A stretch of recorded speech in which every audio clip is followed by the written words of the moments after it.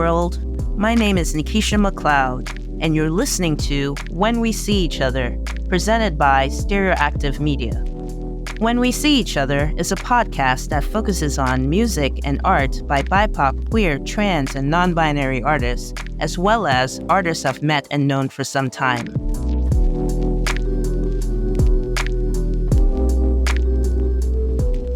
This week, we're interviewing producer, multi-instrumentalist, singer-songwriter SuperKnova. First, we'll play SuperKnova's brilliant track, Ava Gardner. Then, we'll jump right into the interview. Here we go.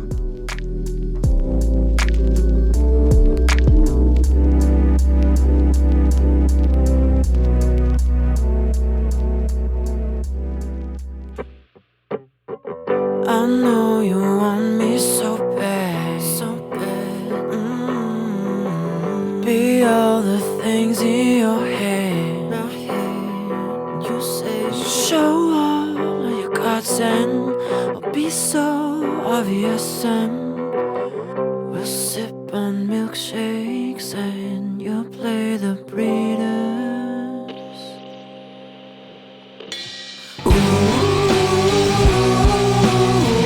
Come on and kiss me harder. Cause I look like Ava Gardner. Just say less from your hands on my chest and tell me you'll be Sinatra, I'll be your Ava Gardner.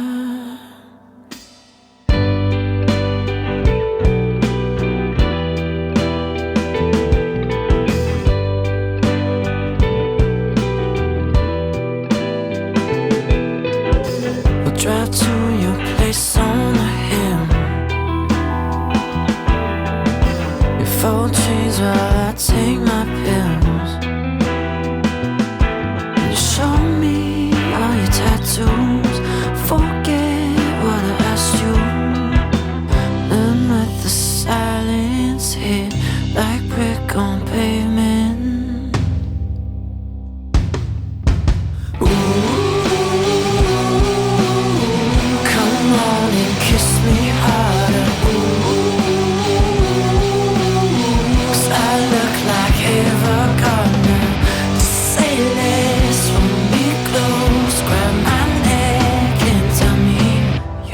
Sinatra, I'll be your Ava Gardner.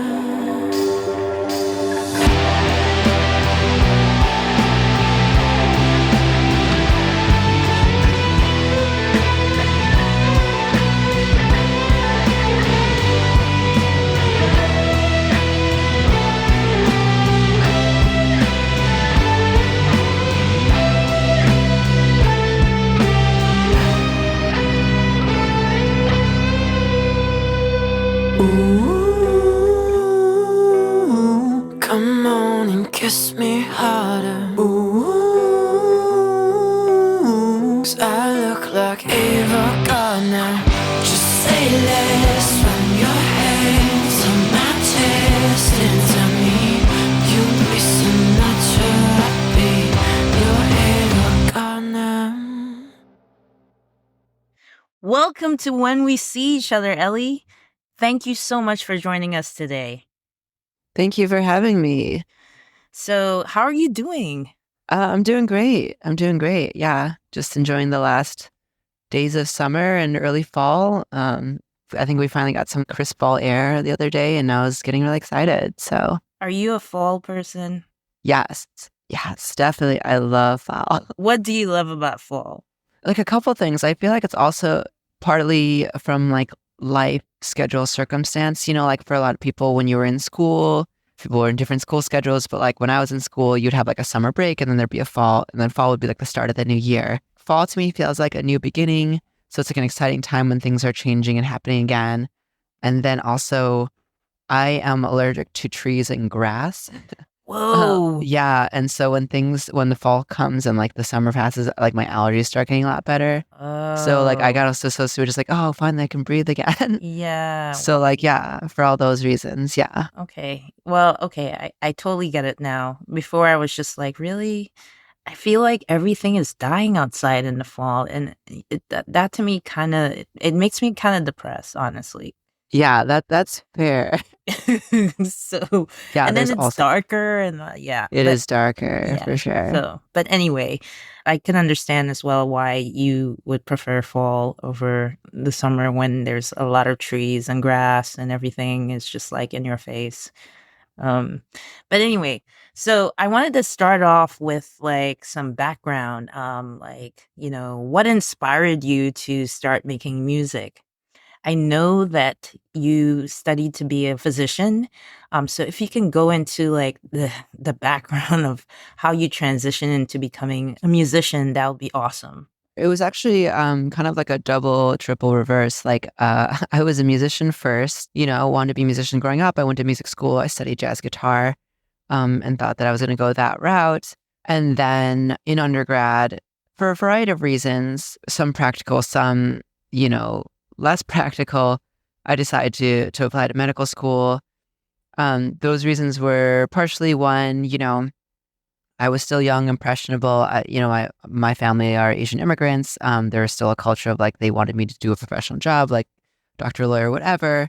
It was almost like a lie that turned real. Like I studied music in college, and the only way that my parents would be okay with that without losing their minds was that I was like also pre-med at the same time. And I was like, I told them that like doing a music degree or an arts degree would help me get into medical school, which actually, funny enough, ended up being true. It was mostly a cover, but then eventually through a combination of factors, like I realized that I was queer, that I was transgender, and I had a lot of internalized transphobia at the time. And so I was like, well, again, this is not true, but what I believed at the time, which was like, I'm going to eventually come out as trans. My life is going to be a lot harder. It's going to be a lot harder for me to get a job. It's going to be harder for me to be an artist, already a very difficult career path. So like, this would be like the easy way out, like a job that's like very validated, very safe, very, more or less impossible to get fired from if you make it. And then it was like, oh, my parents will be happy. And then truthfully, I was also getting a little bit burnt out from music at that time. Just like I was doing more jobbing work, just like guitarist for hire, session work, and not really being that fulfilled as an artist, just being a hired gun. So like it felt like all these signs were like, okay, well, maybe I should just do the thing that like society and my family and everything thinks I'm supposed to be doing. And so I went to medical school, very quickly realized it was a mistake. That really wasn't for me. And by the second year, I was like kind of just already getting back into music a little bit. I realized, I was starting to come out as transgender, starting to transition. I started hormones like the first year I got to medical school. And during that time, I started writing songs for the first time, mostly just as therapy for myself to help me process my emotions around coming out and transitioning. And yeah, like it was just therapy for myself. And then eventually I showed them to a friend who was like, oh, these are really good. You should put them up on Bandcamp, which was like just starting to get popular at the time. And I was like, no one wants to hear this crap. And, but him and some other people were like, oh no, you should put them up. And so eventually I was like, yeah, you're right. I thought about, I was like, I want to hear more music from, transgender artists, which there were fewer at the time. There's more now. But I was like, so I'll just like put it out for people like me who wants to hear more songs from trans artists. And to my surprise, it did pretty well, and a lot of people streamed it, a lot of people bought the album, and it gave me a lot of confidence to keep writing songs, and doing it more. I learned producing. I started playing shows, which I was in Chicago at the time, which has a really beautiful underground indie queer music scene. So I just got to like get a lot of people, get a lot of just like performance opportunities. And it just grew from there to now 7 years later, where I do it more or less full time now. And I've gotten to do so many cool things through it. So yeah, that's the short but not so short version of it. I love the long version. I love it all. So did you just like quit the medical program that you were in? It's very common in medical school for people to take some time off, to do, research or to do a master's degree or do something else. It's a pretty rigorous program. And so I did that. I took 2 years off. And it was that 2 years off that I started SupernKova. And I just worked a day job in medical research, LGBTQ medical research. And so originally I was just going to drop out. I was like, what, I know I don't want to do this for a fact. Why waste time? I was like, well, I'd already done 3 of the 4 years. I'm already in a lot of debt. So I was like, the 4th year of medical school is the easiest one. So I was like, well, I wouldn't have to put my whole career pause. I could still do school and keep doing music. And then at least I'll have something just in case, like have some horrific injury and, I can't make music anymore, or at least not in the same way. And so I finished medical school. So I graduated and then just went right back to working a day job and doing music. And for people who don't know, in America, there's two parts of medical education. There's the 4 years of medical school where you get your degree. And then there's like a 3 to 5 years of residency where you are basically like sort of like an apprentice, but you're working like 100 hours a week. And then after you finish that, then you actually get a license to practice. So I have a medical degree. I technically have an MD, but I don't have a license to practice. So I can't prescribe medicine or do any doctory things unless I did a 3 to 5 year residency. So that's where I was at with that. Oh wow, that's really huge. How did your family take it? Like, how was their response? How did you feel after you done that? I mean, I'm kind of a just like very driven, kind of extreme person. Like once I knew that that's what I wanted, I was like, it wasn't even like a question in my mind. Like that's what I'm gonna do. So for me personally, getting to that decision took a little time, but once I realized it, it was like clear. Funny enough, my parents were almost more mad about me dropping out of medicine than they were about me coming out as trans.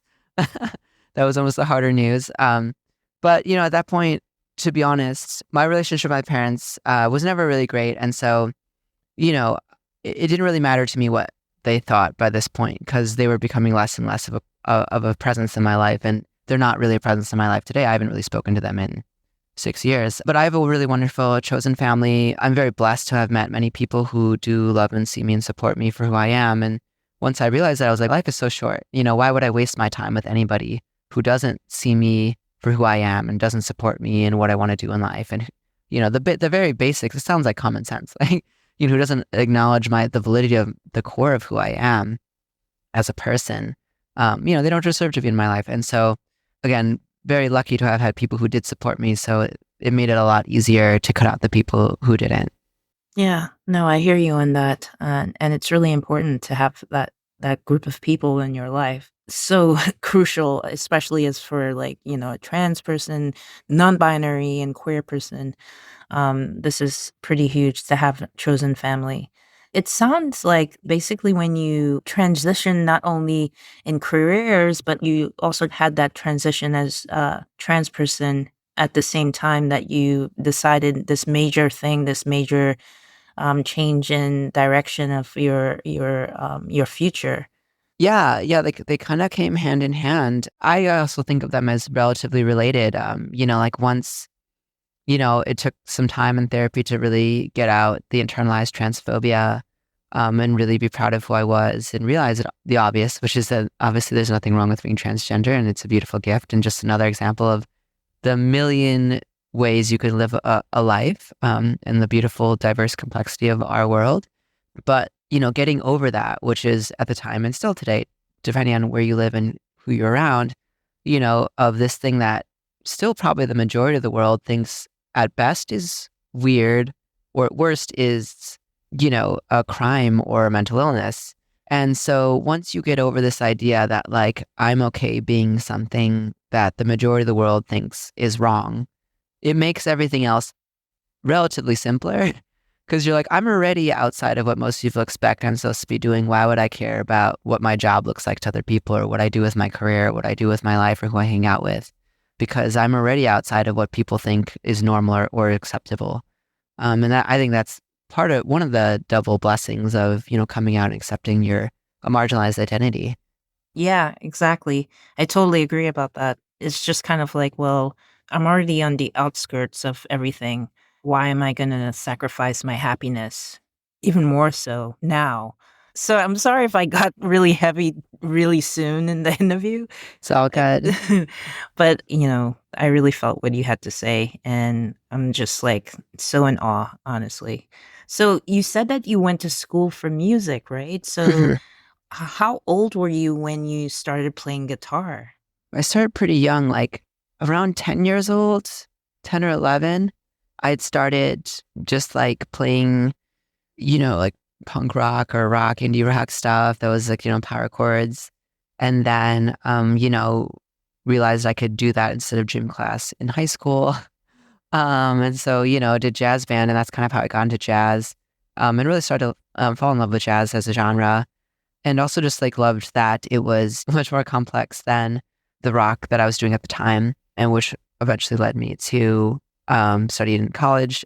All throughout that time, from when I was like started playing, I had played in various bands of various genres all through from 10 to through college of like rock, jazz, hip hop, R&B, pop. Like I was in a country band for a hot minute, and so like I think it was a really beautiful extracurricular learning that definitely informs how I write today, which is like from like a very genre-less perspective, in my opinion, at least. So, since you have a background in jazz, I know most of your music is kind of like on the spectrum of pop and kind of like electronic. Do you see yourself ever playing jazz in the future or incorporating some of your jazz history into your music? Hmm. Honestly, no, because I like haven't kept it up and it's very hard. And I feel like it would take me a lot of practice to get it back. I am Um, making faces in the background here. yeah. I mean, Nikki, it's like you being such a talented musician yourself. I think, yeah, it's like one of those things where like you got to keep it up. I mean, that's the very first like technical reason why I feel like it'd be difficult to. I mean, I think there's some elements that definitely get woven in. Yeah, I guess that's the biggest reason, and I think there's some elements that are hard to work in. I'm sure some very creative, talented people can do it, but like mixing jazz into like some of the pop styles for me has been hard to do. I really left that world behind for different reasons, really, not so much technical, but like cultural. I think jazz is as beautiful as, one of the few American genres that developed and amongst Black Americans. And it was this very grassroots, cultural musical style. And I think it's been kind of usurped by academia and turned into this very like competitive, regimented thing. And I think it's kind of silly, unfortunately, for some people, not everyone, obviously, there's some wonderful people still doing it, but just sometimes in the culture I was in college, it was like, it felt very unnecessarily academized, I guess I could say, where it became much more about like class and technicality than it was about the soul of the music. I'm sure you have some experience with this as well with what you do, but yeah, so now that was the other reason I kind of left that world initially. Yeah, I agree with you on the whole aspect of how it's changed, which is really ironic because it came out of poverty. Right. It's just like, Exactly. hello, people. Really. Right. So I don't understand. Well, I do understand to some degree why it is like that now. But I'm with you. I don't necessarily agree with it. Not completely, at least. Also, like, I notice, like, for, all of your production and all of your, albums and singles, you have basically done all of the instrumentation for all of the songs that you've done. I assume you play other instruments other than the guitar. Well, I mean, through the wonderful world of MIDI, I play most instruments. So yeah, I mean, I play guitar, I play piano, of course, and that's how I program a lot of the other instruments that are not guitar or piano through a MIDI keyboard. I play pad drums. I'm not great at the kit drums, unfortunately. Yeah, I play drums through like a drum pad or through a MIDI keyboard. And let's see here. I guess that's it. I mean, I've dabbled in some other things here and there, but nothing to a high level of proficiency that I usually just rely on MIDI. But yeah, I like to play with a lot of different instrumentation through the electronic realm. Which is pretty awesome, I feel like. Notice also as well, you actually record yourself, do the mixing, and do the mastering for all your songs. I'm just kind of like really stunned and really impressed by that because I listened to all of your music and the production part of it is just superb, I felt. And is that intentional? Like, did you say to yourself, hey, I'm going to do everything like Prince? Or is there any other reason behind that? Thank you so much. I'm flattered to be mentioned in the same sentence as Prince. But no, thank you. I honestly, initially it was kind of, I don't know if I want to say political, but, I felt at the time, and again, this is still somewhat true, that, there were a lot of gatekeepers in music. And especially when I was growing up, like what kind of made me hesitate to do a music career was like, well, who's gonna, you know, signed me to a label as an Asian American, and especially as a queer trans woman, Asian American back in the day, right? So I was like, I don't want anyone to be able to tell me I can't make music or I can't make art or that my art isn't worthy. And so the trade-off of that is like, well, I guess I can just do it myself. And so that's one part of it, is that I didn't want to have to deal with any gatekeepers, which still to this day, the majority of recording, mix, mastering engineers, producers are cis, straight men. The vast majority of them still, I think the statistic is still 90%, which is kind of outrageous to think about. And it's such an insular community. And not to say there aren't great cis straight men who are allies and wonderful, but it can be a barrier for a lot of us in just who we feel comfortable working with, who is willing to work with us, who's willing to elevate us in our messages and our stories and our art. So that was one aspect of it, was like, if I can do it myself, I don't need any of these people. I don't need to rely on any of these people to get my work out. The other thing was just practical financial, like at the time, I have a lot of debt, I was like, I'm giving up this lucrative career. Like those things are expensive. I didn't want finances to be a barrier. I was like, there's so many great resources now today on YouTube, online, free courses, free videos, or even it's like for a small sum, for some like I paid for like a mix with a master subscription or like peer mix. It was like, like $20 a month or whatever. And you can just like watch a bunch of videos, juxtaposed to studio time, which is hundreds or thousands of dollars on top of all of that. And so I was like, okay, well, I can save money. I can avoid gatekeepers. And then the third is just purely, I'm a nerd about stuff like that. I enjoy learning about music production, about music recording. Like, it's embarrassing to say, like, on a Friday night, like, I could read a book about like EQ curves and I'd have a good time, So I guess I'm lucky in that sense. Okay, well, you know what? That's really impressive. And I'm a little jealous. Yeah. Of my insanity. Yes. Yeah, I mean, that's really awesome. So basically, you taught yourself how to do all of these things with the guidance, of course, of YouTube. That's really impressive. So I wanted to like segue into one of your songs, but first I wanted to just know, what is your process like when you're writing or creating? Is it like you start hearing a melody, or you suddenly have some words that you feel like can become a song, or you have this huge idea for a song or an album or something? Like, what is your process? What does it look like? How do you basically start working on something? I think as I've progressed on, I've realized the need to like change up my creative process to stay motivated, to stay sharp, I guess. But traditionally, I'm someone who always starts with the music first. I started songwriting later in life. And so, words and lyrics didn't really come naturally to me like some people. I was always focused on the music, especially being an instrumentalist for most of my career, being just a guitarist, I think in those terms. So usually how I write a song is like, I just like search for a sound I like, whether it's on the guitar, whether it's a software instrument or a plugin or whatever. And then when something catches my ear, I'll start to kind of like maybe figure out some chords or a melody. And then I'll kind of just like think about like, what is the emotion I'm feeling from this sound? And then start to write from that emotion. And so it's kind of the backwards of people who are more natural songwriters, where they'll have a lyrical idea and then they'll try to get production or music to fit their lyrical concept. But nowadays I'm trying the other approach, just to like broaden my creative palette.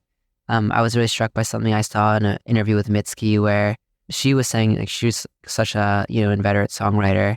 She always starts with the lyrics first. So with no music, not even a guitar, which I was really impressed by. And she was like, if I can sing a melody with no lyrics and it's still powerful, like how powerful is that melody? Like you don't even need the music to feel an emotion from that melody. I was like, wow, that's a really great point. And so I've been trying that approach of like being more intentional about the lyrical idea, or starting with that. Or even a new thing I'm doing lately is imagining the music video like for the song, and then like writing from that, like really visually, to like get like a visual picture of like what I'm writing about. Yeah, so it's a new thing I'm trying out, and maybe it'll be different in a year, but I like that. I like the idea that you're open to different ways of exploring your creativity in, a different format, rather than your comfort zone, essentially.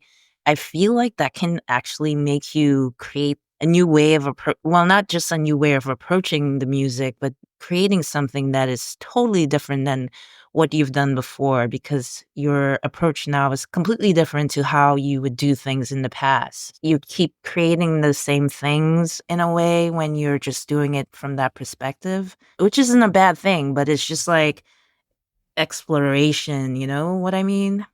Absolutely. Yeah, I totally agree. I think, yeah, you hit the nail on the head of how I feel about it, which is that, like, most artists, we're artists because we like to tread new territory. We like to discover new things, find new emotions, break new ground.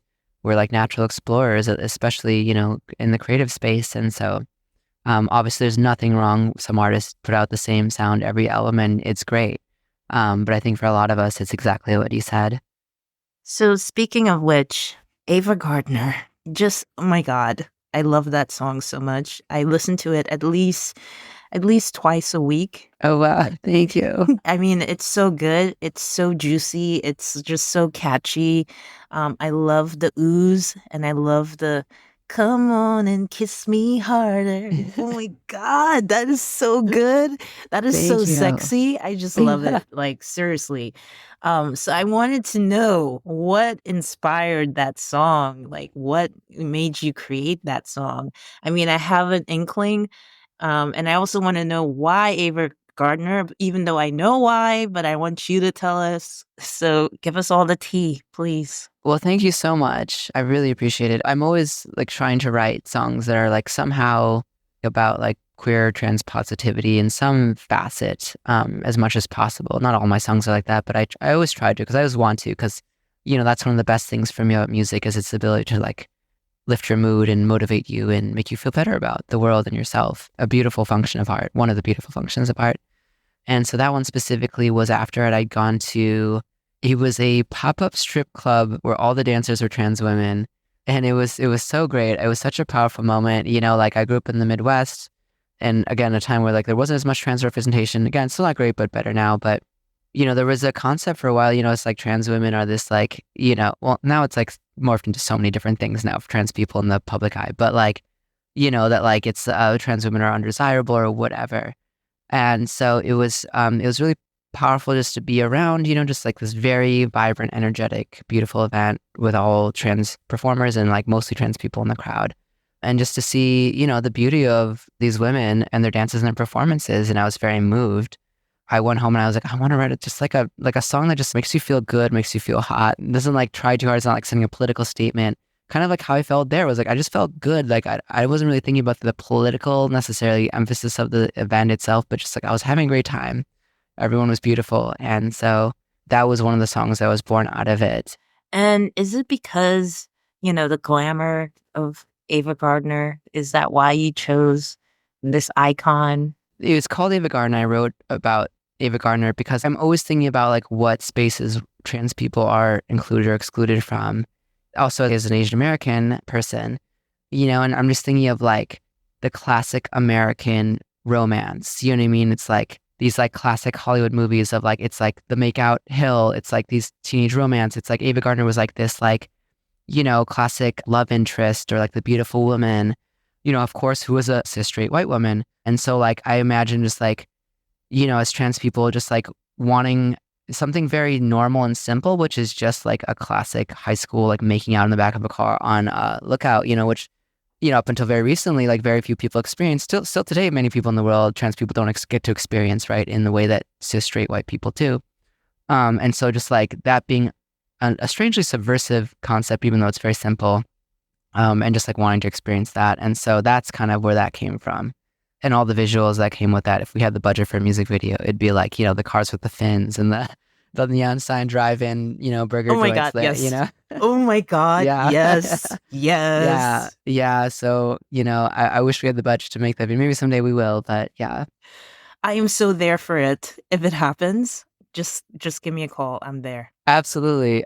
You're in it. Like you're cast. You should, yeah. Oh my God. So, yes, and I totally agree with you about that. I mean, I was experiencing the narrative as like a very high femme moment, honestly.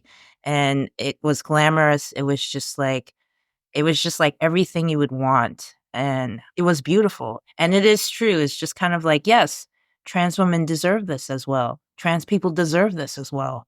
and we can be a part of this as well. So yes, I totally agree with you. And I think you really captured what you were seeking in this song, honestly, because I did have that moment, especially when the lines are drove up to your house on a hill, on a Yeah. hill. Yeah, exactly. I was just like, oh, we'll drink milkshakes, Yeah. and then you will smoke trees while I take my pills. Oh my Yeah. god. Oh my god. It's just like, yes. Thank you. Yeah. Thank you. Yeah, so I mean, not to glamorize any of that, but it was just kind of like the narrative was just like I could see this happening, and it's very cinematic, and I'm looking forward to this video. So I hope you're manifesting this video. Yes. Manifesting it. Absolutely. And also, I wanted to say as well, even as it was like really glamorous and all of those things, it was also pretty dreamy for me. Like there were moments where the guitar would do certain things that was kind of like emoting dreaminess, like having these daydreams and just being a part of it. At least this was my experience. And also, it was kind of nostalgic as well. As you mentioned, just thinking about going back to like what this means, this particular theme, just thinking about the history of seeing cis women, particularly cis white women, performing these acts in the 50s. And I think that's when Ava Gardner was mostly popular. So yeah, so that's definitely a part of it too, the nostalgia around that as well. So yes, I'm not just saying this, I'm not just, telling you this. This is deep from my heart. This definitely fulfilled all of the themes that you brought up and all of the things that you mentioned. So how long did it take you to, because you write the song yourself, you mix it, you record it, you do all the production. How long does it generally take you to complete a project? Usually, if it's a song comes together quickly, like Ava Gardner came together very quickly. Most of in my opinion, my better songs do. I almost feel like they write themselves. Maybe it'll take like 2 weeks to finish the songwriting and production, and then maybe another 2 to 3 weeks for mixing and mastering if I'm really on top of it. Sometimes like life gets in the way. But in terms of like total time, about a month to 2 months with some breaks because obviously one of the benefits if you're not mixing your own stuff, if you have mix engineers, that they have a fresh set of ears and can give you for some perspective that you didn't have listening to your song over and over again 100 times as you probably have by that point. So sometimes I'll put in like an artificial buffer of like a week or 2 weeks off so my ears can kind of like take a break and I can come back with a fresh perspective to mix it or master it. Yeah, with that built in, maybe, 1 to 2 months, but, actual work time may be about a month usually. And I want to make time to discuss the other song, Seatbelts, because this also really resonated with me as well. I'm just gonna read the verse that it was just like, yeah, I feel this. You feel like home, 'cause nobody gets me like you do, 'cause we're both fucked up from past shit, things we can't undo. Like, that really resonated with me, and the song itself in general, and there are other parts of it that was just like, yeah, just saying, like, "You feel like home." That was really powerful for me, and I guess the reason that it is so important and it really resonated with me is just because of, like, I think for most queer people and trans people and non-binary people, we have such a huge struggle when it comes to letting people in and then also finding people that's going to be good for us. And I think that just speaks to another aspect of what you brought up earlier about chosen family and why we cherish it so much. And I feel, as much as this song sounds really romantic, there's also romance in friendship as well. So it's just kind of like, especially I feel like for queer, trans, non-binary people as well, that is very true. If you can talk a little bit about what inspired this song, and I feel I want to say some of it is biographical. Am I right? Yeah, absolutely. It's a very common, as you mentioned, a common experience for, I mean, really anybody, quite frankly, but especially for queer trans people to connect with someone else over shared trauma of a similar experience, whether that be around the typical things that people think, which is like coming out or family acceptance, chosen family, bullying growing up, experiencing discrimination, violence, transphobia, queerphobia, homophobia throughout your life, and the strong bonds we have over that. So it's definitely came from that. And obviously I share that experience with most people that I'm friends with, my partner and so forth. So I think, again, I'm always trying to write from a queer trans perspective. I write primarily for queer trans people. As I've gotten more into songwriting, just trying to be more like, saying it without saying it. Like, it can be about, my opinion is like a very queer trans song without it being explicitly queer trans. I think both are great. You can be explicit. I think that's wonderful too. But this was the other approach. And then the double benefit of that is that, again, like I've met so many cis straight people similarly who have the same trauma where their parents expect them to be a certain way based off of societal expectations or gender norms or stereotypes that they feel constrained by. And it's like that saying, like, a world that's good for Black trans women is good for everyone. It's because in a world where you're allowed to be yourself, where people see you for who you are, people respect your decisions, your boundaries, that benefits everybody, not just marginalized people, not just queer trans people. In that sense, it is a queer trans song and it's not, and that's part of the intention. So I sometimes hate using the word universal, but I feel maybe in some regards this is a universal theme song. Do you agree? Yeah, absolutely. I absolutely agree. I think it's, again, just that idea that everyone can relate to, which is like everyone, almost everyone, is struggling in some capacity to be who they are or do what they want to do with their life, whether it's, your job, your relationships, your friends, your, what clothes you wear. Again, that can apply to anybody. And so I think everyone should feel more free to, assuming what you're doing isn't oppressing someone else along the way, to be themselves and to figure out what brings them joy in life and to follow it despite what the people around them may think to the contrary. Yeah, totally. So you brought up a little bit that you generally write from the perspective. I mean, I know that your identity influences your storytelling, your music. Can you speak a little bit more about that? Because I feel like that is so important. Obviously, your identity is going to impact what you create because that's the foundation of your thoughts and your beliefs essentially. But I feel like some people they, believe that somehow you can separate yourself, which is true. You probably could separate yourself from your creative process. But I wanted to know how you feel about that. Like if you can go into more depth about how you approach your songwriting in terms of your identity and who you are. Yeah, I think it's kind of similar to the other things with songwriting of like, my views have definitely evolved over time. I think initially I was more cued into like thinking about, ironically, despite all the things I said about not thinking about, being constrained by what society thinks of you, but of like thinking of myself as like as an Asian trans woman of like what makes sense or like what I think both like with or against the grain of that identity and framing like my art or my branding in that sense. And I think lately I've been trying to think less about that and just being like, well, I can be the arbiter of that. Like I can be the one that says like, well, this is what I think is normal or acceptable, or like for someone of my identity, the type of art for me to put out.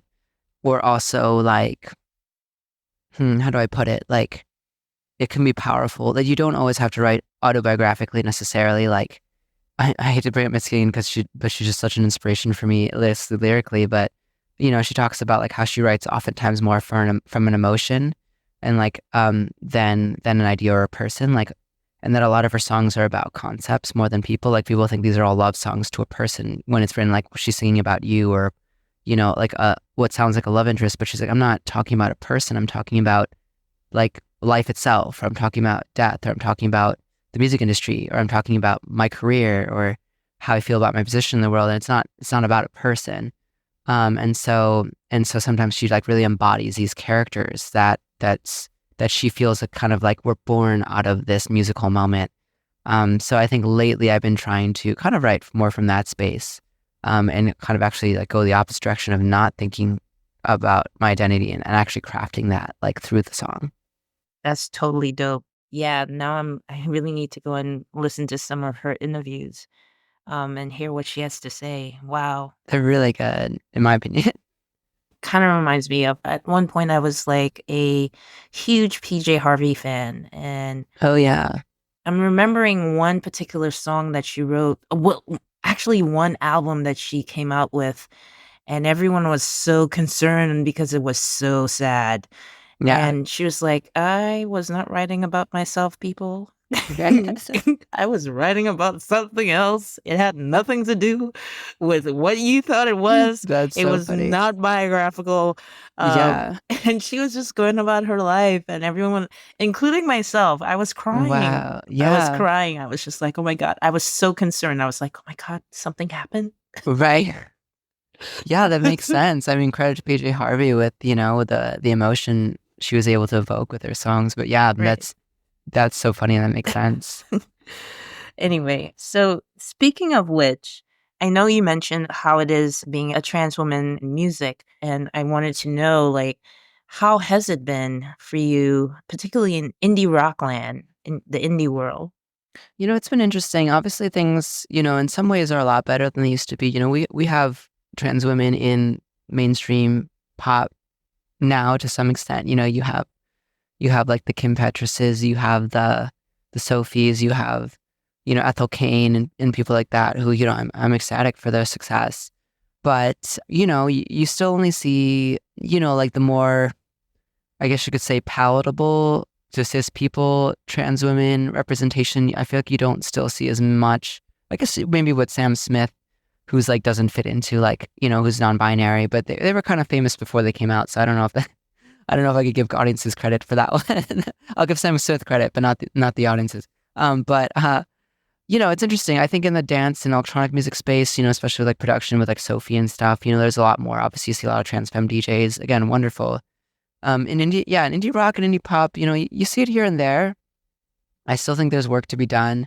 I think that there's this interesting thing, that I think a lot of marginalized people relate to, of just like, people are more accepting, but also not at the same time, where it's just like, we're happy to celebrate you, but not too much, just like a little bit to say we've checked that box, Yes, yes.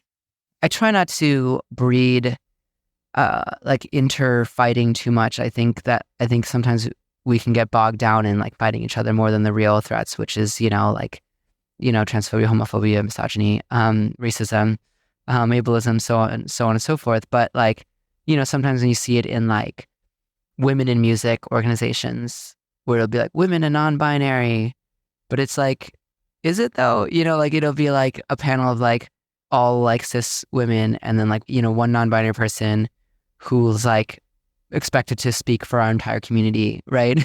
Which is not fair to them. Again, this is not blaming the non-binary person. This is like, you can tell that I feel like the women in this organization, they see them as like one of them, right? Yeah. And so like they wouldn't bring someone like me, and they probably wouldn't bring a trans man with a beard on testosterone, you know what I mean? Like a Right. muscly trans man, even though like these are people of our community.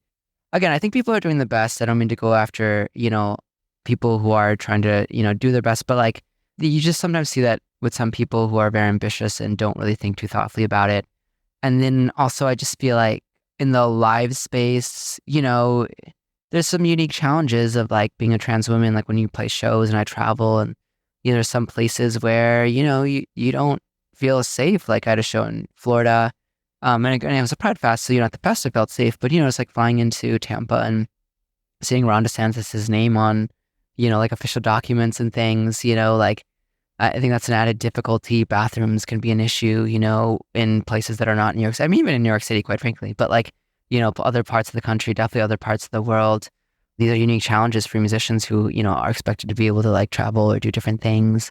The same stuff with like sound engineers, this is like all women deal with this, but like, just like never being taken seriously. People assume you don't know what you're doing. You don't know what you're talking about. Even though like, I've been an audio engineer for, years now, know a lot about audio, and people just like expect that I don't know what I'm talking about, even though it's like my setup. And they'll talk down to me like, really, and I'm sure like, again, so many people, not just trans people, women experience this too, but just like, they'll try to teach you about your own setup, and just be like, Right. completely wrong. Right. And so it's like at every level from like the top down to the practical day to day, like there's those challenges. And so I think it's a good time because the representation's increasing. I think, there's more opportunity, but there's also like these new unique hidden challenges and some of the old still mixed in, it's like this rolling ball that slowly gets better over time. I'm optimistic that it'll get better, but yeah, that's still there. Yeah.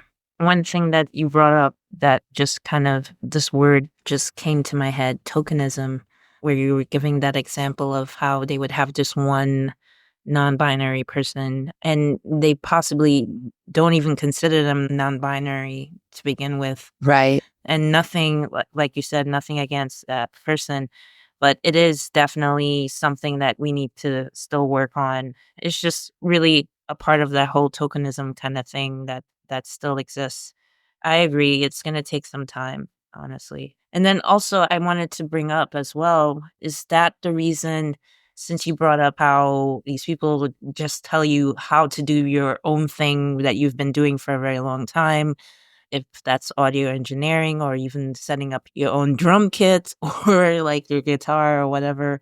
And I wonder if that's the reason, part of the reason that you created this music group, this music space for trans and non-binary and queer musicians, songwriters, and producers to come together and just work together. If you can talk a little bit about that group that I actually met you at. Yeah. Yeah, I'd love for everyone to hear about this group, and I really, I really appreciate the fact that you created this space. So if you can talk a little bit more about that, that would be great. Yeah, absolutely. The group that I started, I guess will now be about a year and a half ago.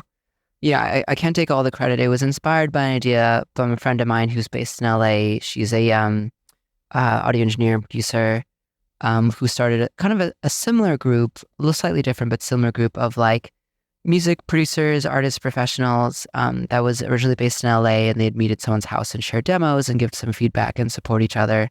And I had played a show, actually that show in Florida, which is so funny, with Jack Sanderson, who I think co-started the group with Ariel.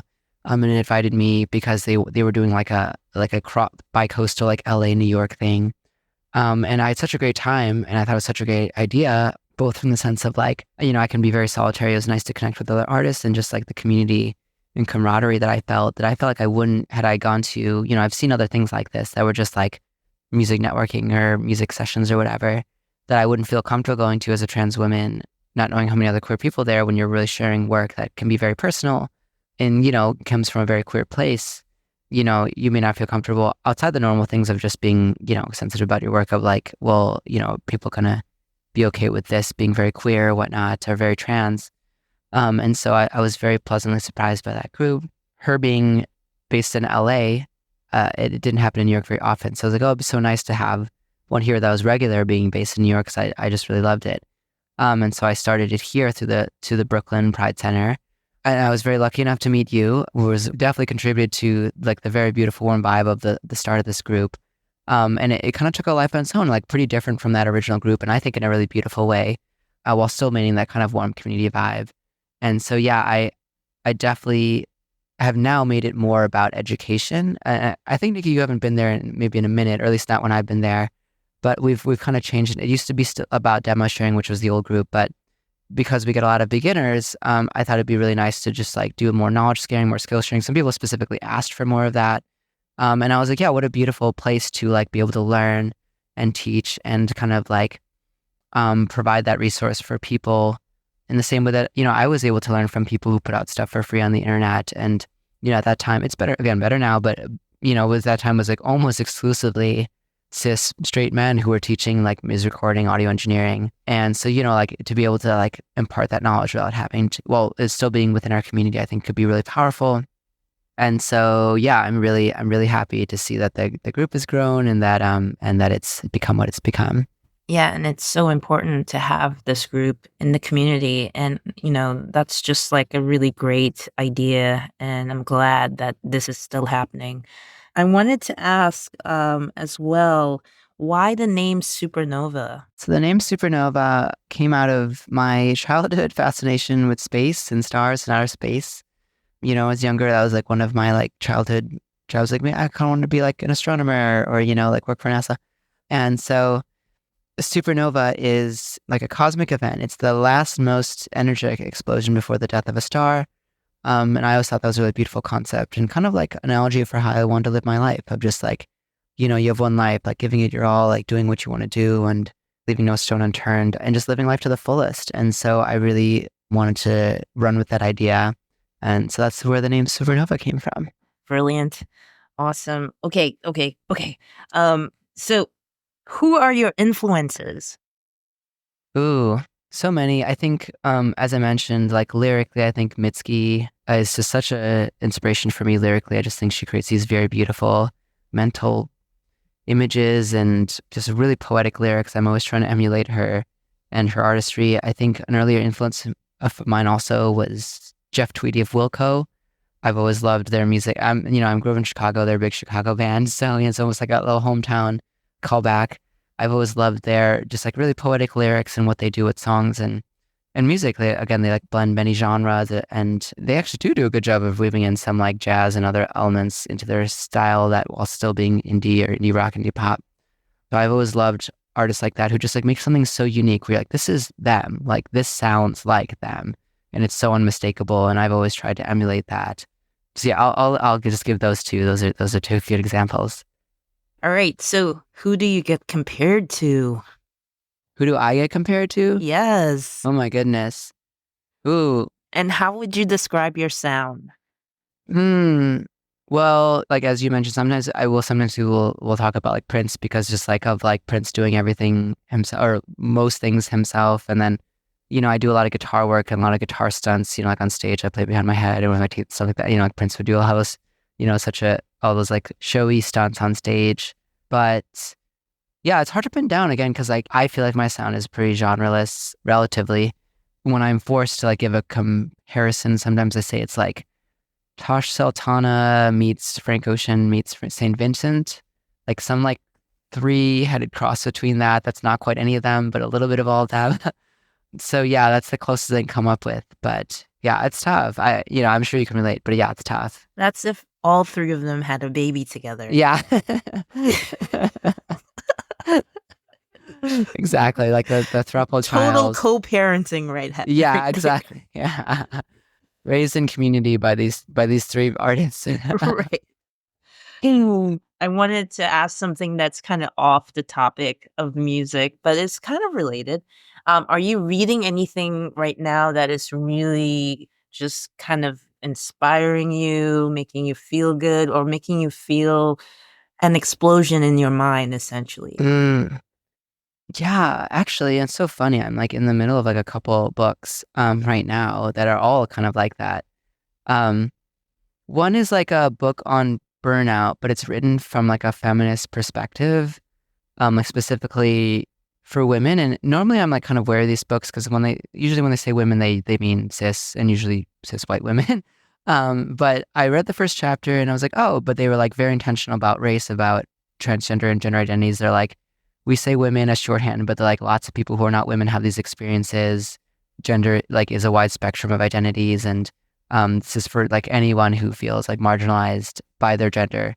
So I was like, okay, and it is, and I found it's pretty thoughtfully written and a really good anti-productivity book. It's like one of those where it's like it's kind of helping you to be like more. It's like you should be. This is how to like avoid burnout and get.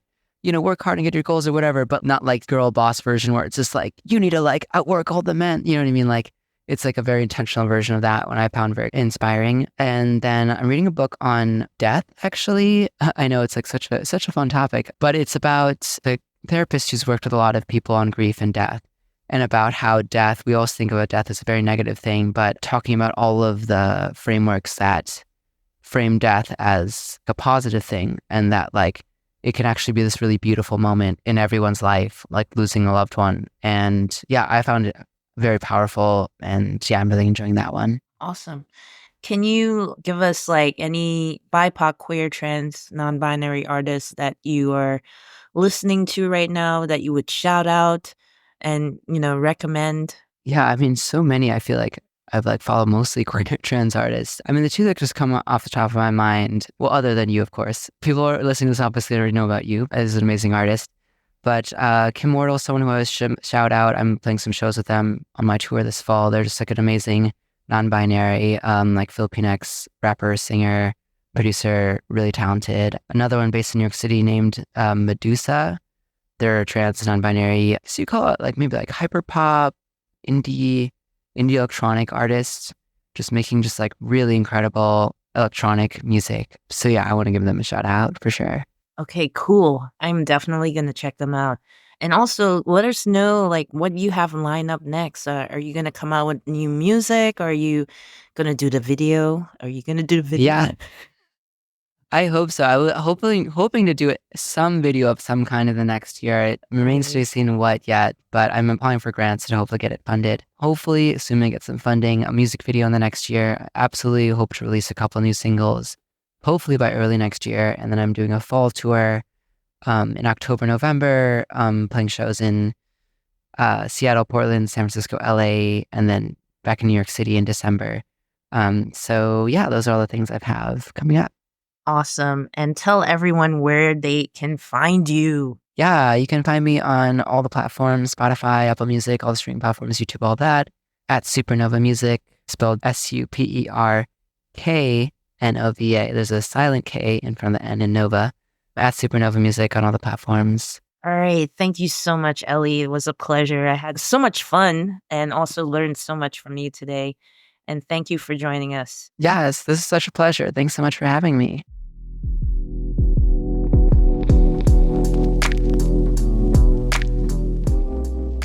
So that was SuperKnova. Isn't she just phenomenal? It was so refreshing talking with her.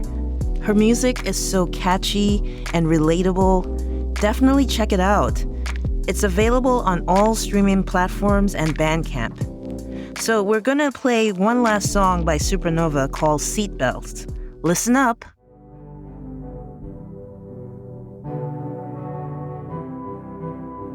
You feel like home 'cause nobody gets me like you do.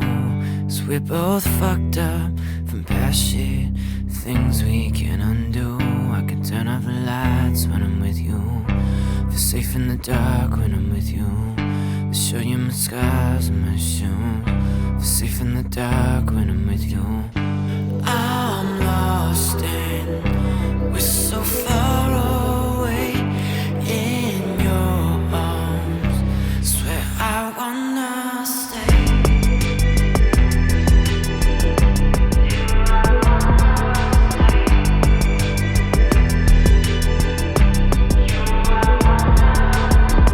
We share this one night together, a little less alone. Stay at my place till sundown.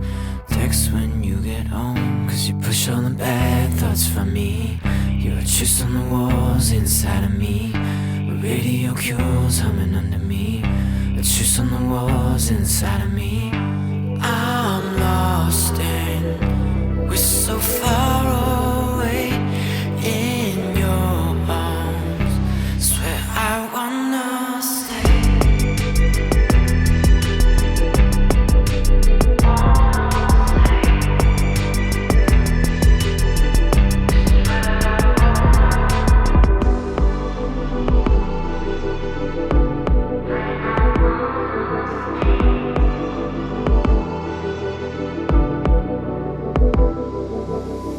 You make me feel like you were always part of me, more than myself, 'cause I'm my own worst enemy. So much I don't say, so much I don't have to explain. Lay in my bed and just feel okay.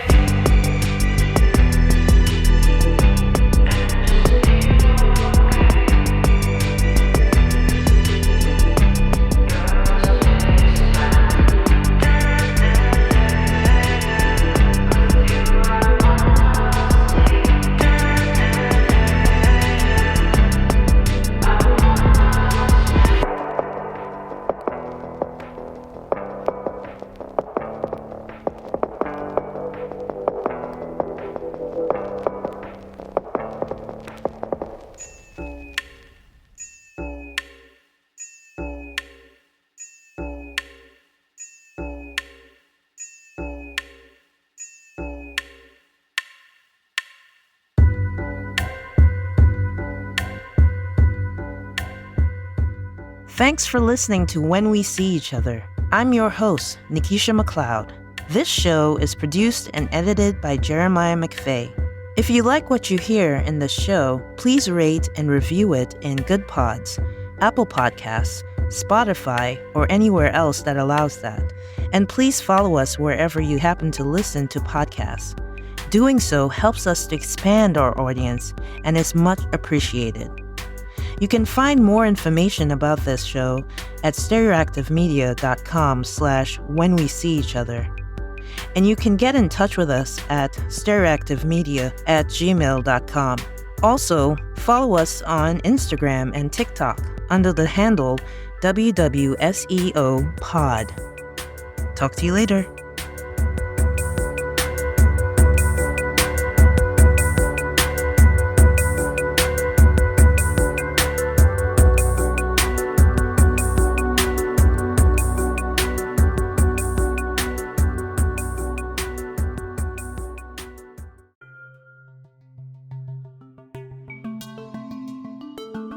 This podcast is produced by Stereoactive Media.